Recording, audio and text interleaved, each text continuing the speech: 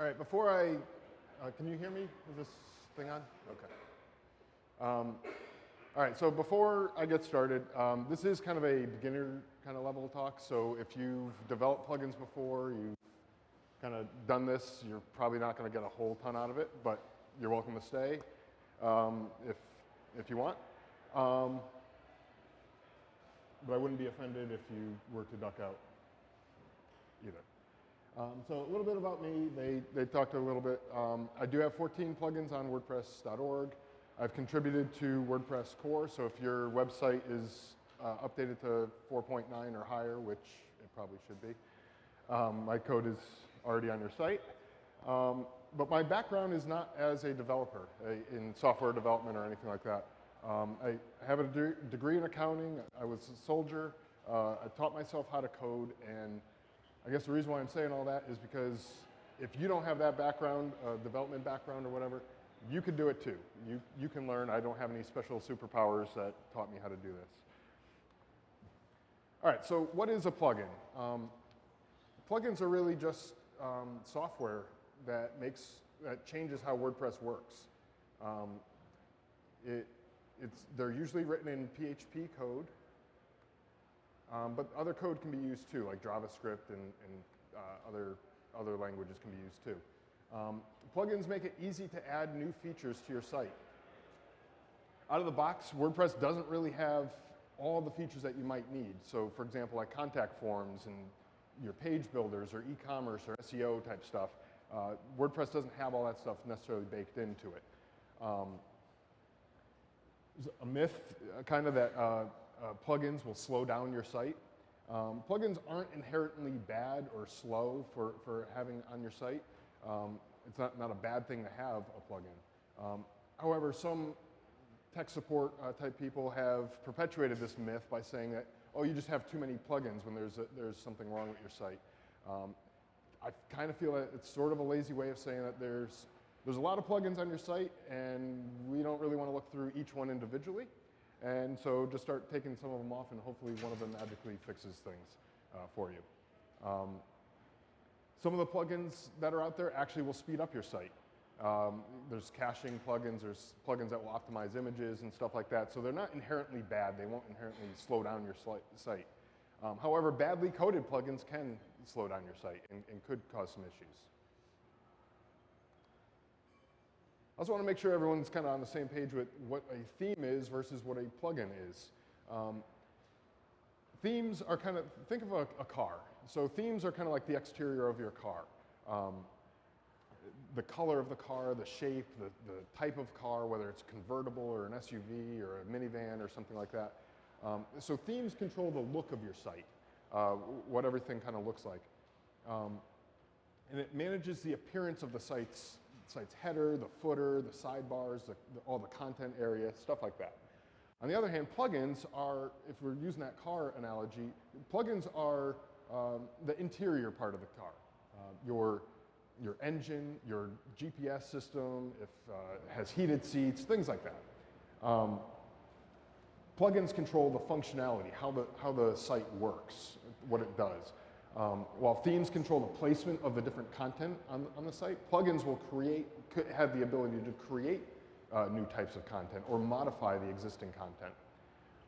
Think about products like in an e-commerce store, for example. That wouldn't exist necessarily on a default WordPress site without a plugin to add it there. So plugins basically will add features that don't come with WordPress. So why might your site need a plugin? A plain install of WordPress can be pretty limited. And don't get me wrong, it's 100% all you need if you're going to run a simple kind of website, maybe a basic business brochure style website, or if you want to start a blog or something like that. You don't need any plugins to do any of those types of things. But the power of WordPress is in its extendability, how flexible it can be. And it's really simple to add plugins for SEO, e-commerce, contact forms, connecting to third-party services, and about 54,000 other things that are available on WordPress.org. Or you can even code your own plugin, as we're going to talk about a little bit later. So A lot of times people will want to do something on their site, they want to change how something works or add some functionality, and so they'll do a Google search and they'll find a bit of code online that says, copy this code and put it into your themes functions.php. And that's fine, it'll work, it's functional. But there are some dangers to doing that, adding stuff to your functions.php, which can be alleviated by having your own custom plugin. So, and actually sometimes the functions.php file is the appropriate place for some of this code, but it's not always. So for example, if you have theme updates, if you added some code to your theme's functions.php file, and your theme gets an update, when that theme gets updated, all of that custom code that you added in is going to get wiped out. It's going to be replaced. They're going to take, so your existing functions.php file will be on your server, and then the new theme update will come in and just put a new version of that in. It'll completely lose whatever you had. One way to fix that is to have a child theme. If you're not familiar with what a child theme is, you can look it up. I'm not going to go into what that is right now, but just real quickly, it's basically almost a clone of the existing theme that you have, and it just is a place for you to make your changes, and it'll never get updated, so that those changes won't go away. That's a good place to put some of the code, but there's another problem with that. Let's say you go and make a couple changes to your code, and then you decide, you know what, a year from now, I don't want to use the same theme anymore. I want to change it. So you go and you find a new theme, it looks all nice and pretty, you put it in, and then you're like, well, what happened to all that custom functionality that I had? Maybe it was adding a new something to your site.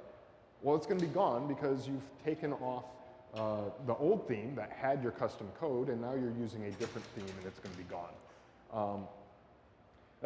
It might be okay if the custom code is doing something that's specific to your theme, that maybe it's changing how the header looks or the sidebar, or it's doing something that's specific to your theme, that might be just fine. However, if it's some sort of functionality that you want to continue on your site for forever, you probably should end up putting it in a custom plugin.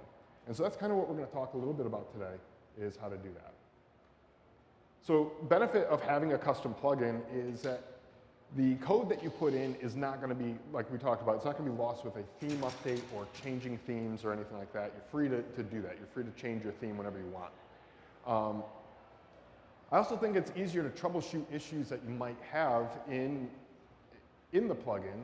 Maybe there's some conflicts with the code or whatever. It's easier to troubleshoot this stuff because it's just as easy as clicking deactivate in the back end of your site, and all of that custom code is not going to be run on your site anymore. And so if you click deactivate and all of a sudden that problem that you were having goes away, well, now you can probably pinpoint the problem to be somewhere in that custom plugin that you've written. For example, if a shortcode is going to add some content to your page, and that page is starting to act funny or it has some errors on it, only when that shortcode is in it, you know that shortcode plugin has something that's messed up going on it. So you can either fix it or just disable it for the time being until you figure out what's going on. There are some popular contact form plugins that are out there, or a lot of different plugins that are out there that have, they don't bake all the functionality that they could possibly have into one single plugin. And the nice thing about that is you don't have all this extra code running on your site, but also if there's ever a problem with one of the specific functions that one of their add-on plugins put on your site, it's pretty easy to troubleshoot that. You just deactivate it, and then you can kind of figure out that, yeah, okay, that plugin was causing this problem. And so with that code separated into the multiple different plugins, it kind of makes it a little bit easier to troubleshoot the issue. Now let's say you've gone around and you've decided, okay, I want to put my code into some custom plugin. How do I do that? All right, so things that you're going to need are, first thing you're going to need is some sort of text editor. Any plain text editor will work. You don't want to use something like Microsoft Word or a word processing type program. Those just won't work. Built-in text editors on like a Windows or a Mac computer will work, but they're also not really built for this specific purpose. There's free and open source options available. I have on the slide here that are just fine to use. There's also other paid and non-open source options that are available. Personally, I use Sublime Text. I'm not going to get into the details of the benefits of one over another. Any decent one, though, is going to have some sort of code highlighting that will help you troubleshoot the errors as you're writing them, whether you forgot to close a parenthesis or you forgot to add a semicolon, or some other something in your code might have gone wrong. The code highlighting will kind of show you those errors as you go through. It's also good to, if you're doing stuff on a remote server, it's good to have like an FTP program where you can log into that remote server to upload your changes to the server. I say that because sometimes you can use, in WordPress there is a editor where you can edit the plugin's files. I don't recommend doing that because if you do make a mistake and then you click save, you could cause the whole site to just be a white screen, and then you have no real way to go back and revert those changes back to what it was. If you're using an FTP program, you can save the original copy of your plugin file somewhere on your computer. Go ahead and make your changes, upload it to the server, and if you see that there's problems with it, you have a backup of it, you can re-upload that, and it's going to kind of alleviate any of those problems really quickly. But definitely make sure you have some sort of backup of whatever it is that you're working on, whether it's just copying the file onto your computer. If you have a GitHub or something like that, you can use to back up this stuff, and you can revert those changes pretty easily. Also, I know I was saying use an FTP account to upload files to your server, but use a development site of some sort. This will prevent your live site from crashing if something goes wrong, if you add some code that doesn't quite work out on your site. Like I said before, if you're editing PHP and you miss like one comma or a quote or a semicolon or something like that, it can just bring the whole site down. Many web hosts, and a lot of them will have some sort of staging or development environment where you can basically take a exact copy of your live website and they'll copy that over. Then you can go make whatever changes you want, and it's not going to affect your live site right away. You go make those changes, and once when you're happy with it, everything's working the way you want it, then you can copy those changes back over to your live site, and it's not going to hurt anything on the live site. If your host doesn't have that, and you don't want to switch to a host that does have it, you can install a server locally on your computer. There's a ton of options out there. I won't get into all of the different options that there are out there, but there are a bunch out there. We can talk about it later. Or another option is to just get a cheap hosting account that you want to use for a few dollars a month to kind of copy your existing site over onto that site, and then you can make changes there. And again, that won't affect your live site necessarily. Okay, so best practices. When you're developing a plugin or doing anything with the code on your site, a good thing to do is in your the WP config file in your site's root directory, there's a line that looks kind of like up there, define WP_debug, and by default it'll say false. Comma false. If you set that to true, it'll allow any errors that are going to pop up to show up on your site as you're going along and developing. So that can help you identify problems before they pop up. So it's a good thing to set that to true. I don't suggest using that on a live site though, only on your development environment. The reason why is if there are any errors, whether it's from your plugin or some other plugin that you're using on your site, causing some sort of errors, it could identify these security vulnerabilities to other, whether it's someone who wants to maybe do something bad on your site. So that could be a bad thing to have. So set that to false on your live site, true on your development site. follow WordPress coding standards. There are 2 links here, the codex.wordpress.org and developer.wordpress.org have a ton of information on how to code kind of the WordPress way. There's a bunch of built-in functions, so that way you don't have to go and reinvent the wheel on how to do certain checks or how to get certain information from the database. So if you're using their functions, things are going to go a whole lot smoother. Finally, use prefixes. If you, in your code, and we'll get to the code in a little bit, in your code, if you prefix your functions and all of any of the variables and things like that, it will help prevent conflicts with other plugins. So if you were to give your plugin, a function in your plugin, a generic name, like add shortcode, for example, well, that function is already being used someplace else. That's already used in WordPress, and it's going to cause big errors all over the place. But if you add a unique prefix to your function, that'll help eliminate any of those errors. So you can put your plugin name or an abbreviation of your plugin name as a prefix, and then whatever it is that you want, chances are no one else is using that, and it's not going to cause out those conflicts between your function and somebody else's function. All right, so we're going to kind of go through a custom plugin that I've made for this purpose to kind of use as a demonstration example here. And so what this plugin is going to do, it's going to create custom post types, and I have a link to the documentation on custom post types there. And it'll also create a shortcode. And again, another link to the documentation on shortcodes.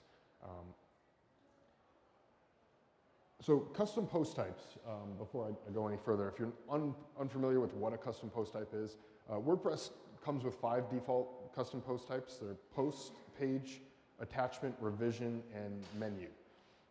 Custom post types will handle specific types of content that you don't necessarily want to mix in with the rest of your content.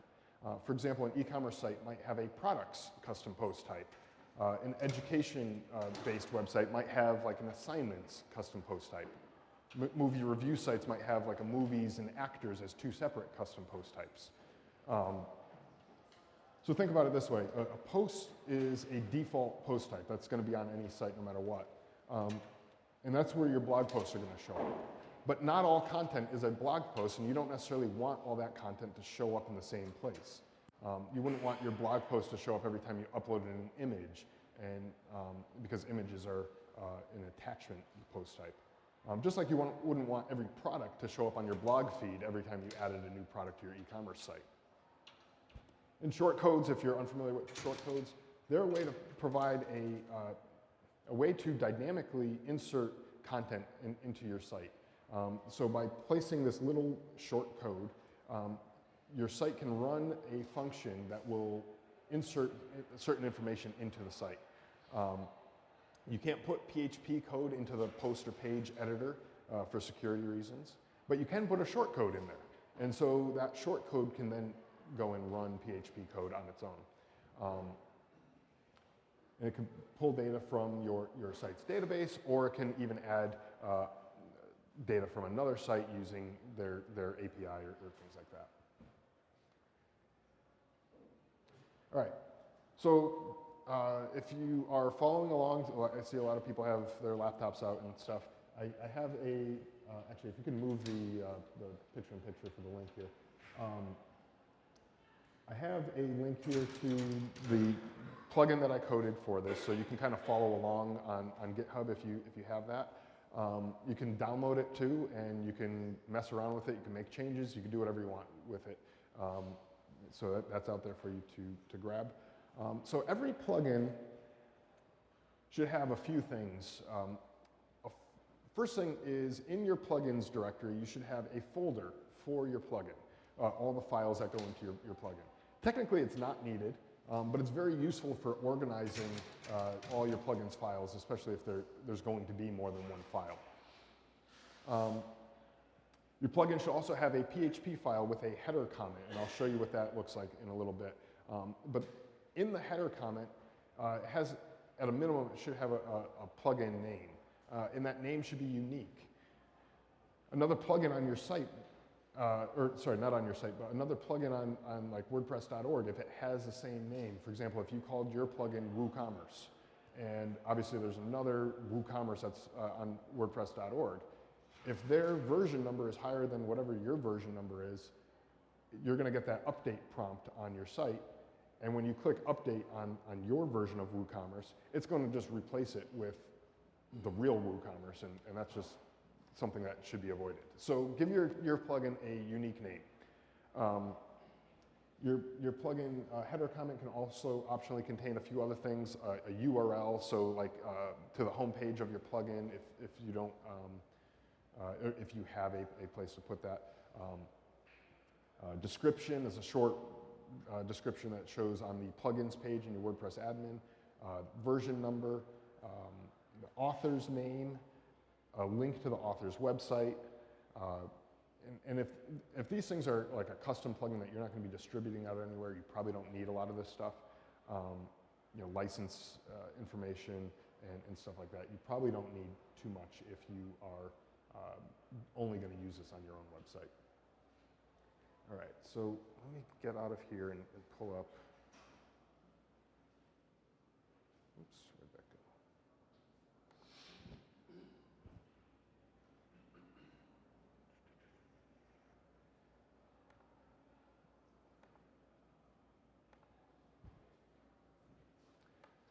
go? Okay, so this is the my plugins file, the main plugin file. Let's see if I can make this a little bit bigger. Can you read this, or should I make it bigger? I'll make it a little bigger. All right. So, okay. So this is my WordPress site. So it has our WP content, our plugins directory, and then I have my plugins folder right here, the WordCamp Phoenix 2018 folder here. And under that, I have a whole bunch of different files here. Our main plugin file is WordCamp Phoenix 2018.php. And so the header comment is really, really the main thing that is actually required. If I was to delete everything else out of here, this still would technically be a functioning plugin, and it still could work. Oops, let me go over to here. So right now you see WordCamp Phoenix 2018 plugin demo creates a custom post type and shortcode and all that other information. If I was to get rid of all of this and save it and then refresh, so it would still technically be able to be activated and everything like that. It wouldn't do much, it just puts an extra line there. So it's very useful to have all this other information. So all of this down here basically pulls in all of our custom code that we want to use. So in this plugin, I'm adding a custom post type, which has a whole bunch of different stuff in here. In the code itself, I added a bunch of comments, so if you're looking at it on your own, you'll be able to kind of follow along what it's doing. But this code basically creates the custom post type by using the WordPress built-in function, which you can't see, there it is, register post type. So it'll create the post type sports product. And in this case, what we're trying to do is, oops, make sure that's, what we're trying to do is create a way to add products to our WordPress site that will show up on the bottom of our pretend sports blog for this demonstration. So I'm going to activate that plugin. And I have, so you can see now I have my new custom post type sport products. And that's what I showed over here in the code that creates this custom post type. So I go over to sports products. I already added a few because I don't want to have you guys go through all that stuff. But basically all it does is it creates a way for us to call a product name and then add a link to our product. And The benefit of that is so that now I can create a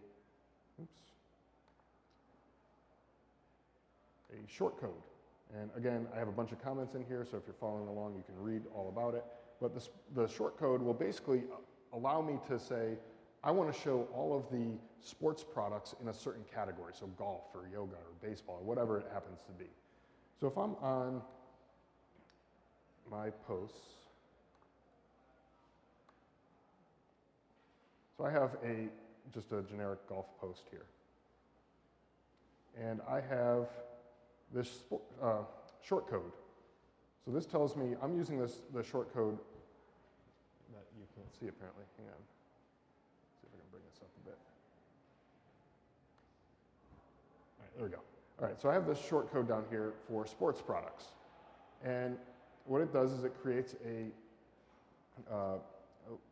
attribute called golf, because I have a golf post that I'm writing here. What that will do, the way the shortcode is written, is it's going to look through all of the post types that are the sports product that I had already created, and it's going to look for, and it's going to try to do a match on anything that was categorized as the sport that I specify in the shortcode. And when it does, if it finds anything, what it's going to do is it's going to add this little section of code to the bottom of our post, or wherever I put the shortcode. And so in this case, if I go and view my post, you'll see we have our golf post here with all of our information, and then it lists out all the products that I tagged as a golf-related product. And you could do that for any number of different categories. So if you have, like I said, yoga or baseball or football or soccer or whatever, you can continue to build onto that without really having to add any extra code. And the nice thing about that is it's almost a set it and forget it kind of thing once when you have all this kind of set up. Let's see. How am I doing on time? Okay, still got a few minutes.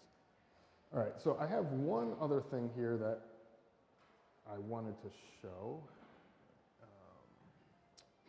And I know I didn't really get into the code too much, and it's kind of hard to really dive into all of the code right now, and your custom plugin isn't going to do what my custom plugin is doing. Your custom plugin is going to do the thing that you need it to do.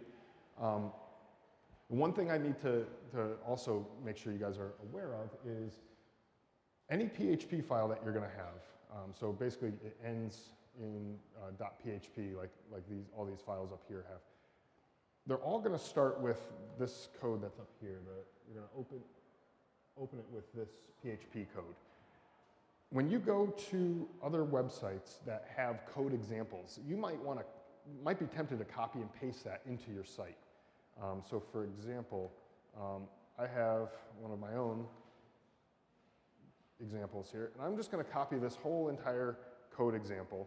I'm going to copy that, and I'm going to paste it into my plugin file.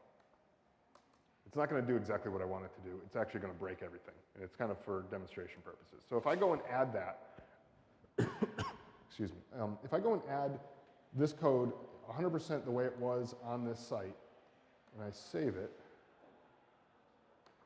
I'm going to come back to this site here, and you see I got a whole bunch of errors. That's obviously a problem, but the reason why there's an error is because I included this opening PHP code again without closing it first. So if I was to close it first and then do other stuff and then I want to open it back up again, that would work just fine. And if I go back to my site and refresh, the site will work just fine. It won't have all those errors. So as you're going along online and you're finding custom code that might do the thing that you want it to do, just be sure that you're careful about where you're pasting your code, where you're copying and pasting it into in your custom plugin. Make sure that you don't include that opening PHP line if it's already included and not closed. So it's kind of a matching thing. So you don't necessarily have to close it ever. Like, so if I was to delete all of this and that, I have it opened at the top, but I don't have it closed, and that's okay. I don't have to close it. But if I'm going to add in another new opening one, it has to have, the first one that opened has to have a closing one. And that goes for a lot of things in PHP code. I'd highly recommend checking out PHP tutorials if you're going to get into this. You know, there's classes, online classes, there's books, there's probably college classes and at a community college and things like that that you might be able to learn from. So especially if you're finding yourself running into a lot of errors, you might want to figure out what you're really supposed to be doing with all of that code. That's just a common thing that I've seen happen a lot, where people have copied and pasted stuff into their code and they just didn't realize that the closing, or the opening and closing of those PHP tags was an issue. But the same thing goes for, like, I have an opening curly bracket and I have a closing one here. If I was to delete that and save and then refresh my page, we're going to have more errors. So a lot of times it's just troubleshooting, where did I forget to add the closing whatever. It could be a parenthesis, it could be the curly bracket or whatever. Even could be something as simple as a quote like that, and we'll still have errors, you know. So as you're going through and coding your custom plugin, make sure that you are testing it on a development site, so that way if you do have those errors like I was showing before, like this, if you have errors like that, obviously your live site, especially if it's the site that you use to run your business, you obviously don't want your customers coming and seeing that kind of error. So do it on a development site, make those, you're going to make errors. I do it all the time. I have this, I look at this and I try to figure out what I did wrong. But I don't want that to happen on my live site. I think that's about all the time I have. And if there's any questions, I don't think we have time for questions here, but I'll go head over to the happiness bar, which is out kind of over in the lobby area. If anyone has questions, I'll hang out there for a little while and we can chat then.